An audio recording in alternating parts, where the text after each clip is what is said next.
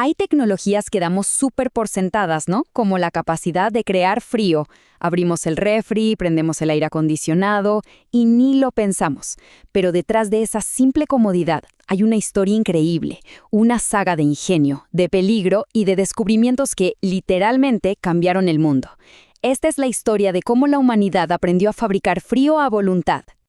A ver, antes de que existieran los compresores y todos esos químicos complejos, ¿cómo le hacíamos para combatir el calor? Esa fue la pregunta clave, el desafío que obsesionó a inventores, médicos y comerciantes por siglos.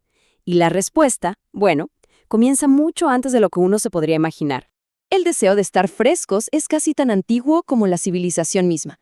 Piensen en el ingenioso botijo o la vasija ser que usan la evaporación a través de arcilla porosa para enfriar el agua, o en la tremenda tarea de bajar nieve de las montañas para guardarla en pozos. Incluso se hacían experimentos con química simple.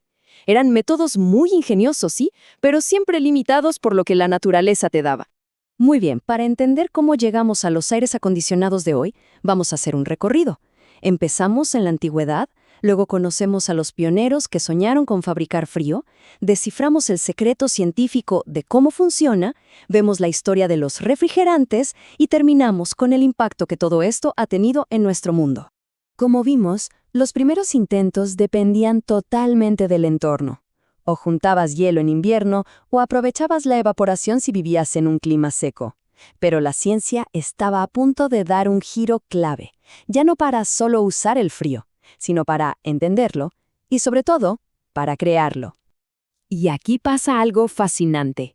Por primera vez, alguien documenta un método para bajar la temperatura por debajo del punto de congelación del agua usando una reacción química. Pero lo más importante es que le puso nombre a esa ambición humana de controlar la temperatura: refrigerar. El concepto acababa de nacer. Con la llegada de la revolución industrial y la máquina de vapor, la pregunta cambió por completo. Ya no era suficiente con usar el frío que encontrabas. Ahora el objetivo era fabricarlo. Y con eso arrancó una carrera de inventores brillantes y a menudo con muy mala suerte.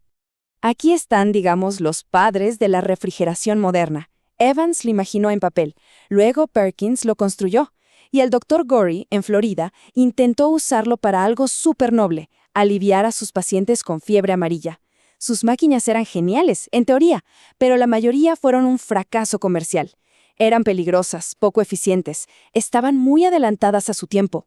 La genialidad en las palabras de Perkins está en esa pequeña frase: sin residuos. O sea, no solo creó frío, sino que se le ocurrió un ciclo cerrado, un sistema donde el fluido que enfría se usa una y otra vez, sin desperdiciarse. Este es, básicamente, el principio que define a todos los refrigeradores y aires acondicionados que existen hoy en día. Ya vimos el quién y el cuándo, pero ¿cómo funciona exactamente? Porque la idea de crear frío es en realidad un poco engañosa. La refrigeración no crea frío.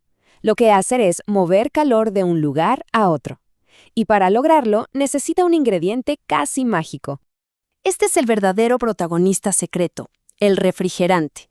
Pensemos en él como un taxi de calor. Es una sustancia que hierve a temperaturas bajísimas. Entonces, su trabajo es recoger el calor de adentro de un espacio, digamos una habitación, y llevarlo para depositarlo afuera. Todo el sistema está diseñado para que este taxi haga su ruta. Este es el motor de todo, un ciclo súper elegante que no para. Primero, la compresión.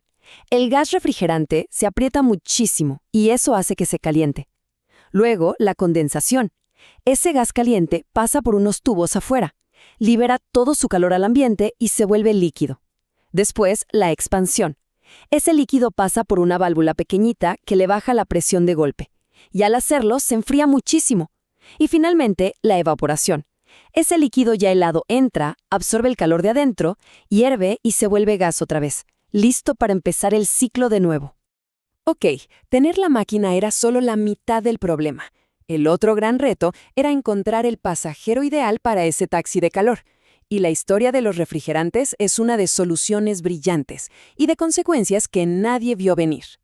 Es que los primeros sistemas eran un peligro andante. El éter que usaban inventores como Perkins era súper inflamable. Otros, como el amoníaco, eran buenísimos para mover calor, muy eficientes, pero también eran tóxicos si había una fuga.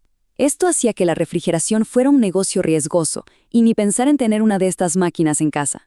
Y entonces, pareció que había llegado el milagro. Unos químicos sintéticos conocidos como CFC. Eran perfectos, estables, no reaccionaban con nada, no eran tóxicos ni se incendiaban. De repente, la refrigeración y el aire acondicionado se volvieron seguros, y eso permitió que explotara su uso en casas, coches, supermercados, en todo el mundo. El problema parecía resuelto para siempre. Pero esa solución milagrosa tenía un costo terrible, uno que estaba oculto. Décadas después, se descubrió que estos compuestos eran tan estables que llegaban hasta la atmósfera superior, y ahí destruían la capa de ozono, que es nuestro escudo contra la radiación del sol. Por si fuera poco, también eran gases de efecto invernadero potentísimos. La crisis ambiental fue tan grave que llevó a un acuerdo mundial histórico, el Protocolo de Montreal, para prohibirlos por completo. A pesar de todos estos líos con los refrigerantes, para ese entonces el impacto de la tecnología ya había transformado la civilización por completo. Se ha vuelto una parte tan fundamental de nuestra vida que ya ni la notamos. Es casi invisible. El impacto fue masivo. De verdad, remodeló el mundo. Pensemos en las cadenas de comida que traen alimentos frescos desde el otro lado del planeta, o en la conservación de vacunas que salvan millones de vidas, o en los centros de datos que hacen que funcione Internet necesitan enfriamiento constante. Incluso permitió que ciudades enteras crecieran en climas que antes eran inhabitables. El mundo moderno como lo conocemos es posible gracias a la conquista del frío. En resumen, ha sido un viaje increíble. Empezó con algo tan simple como la física de la evaporación en una vasija de barro y terminó en una danza termodinámica súper precisa dentro de un circuito cerrado. Una hazaña que ha cambiado la geografía, la medicina, la comida y nuestro confort para siempre. Y todo esto nos deja con una pregunta final. Hoy, el reto ya no es solo crear frío, sino hacerlo de una manera que sea sostenible. Conforme la demanda de refrigeración y aire acondicionado crece en todo el mundo, la búsqueda de técnicas más eficientes y de refrigerantes que no dañen el clima se vuelve crucial. La conquista del frío no ha terminado, simplemente ha entrado en su siguiente etapa, y quizá la más importante de todas.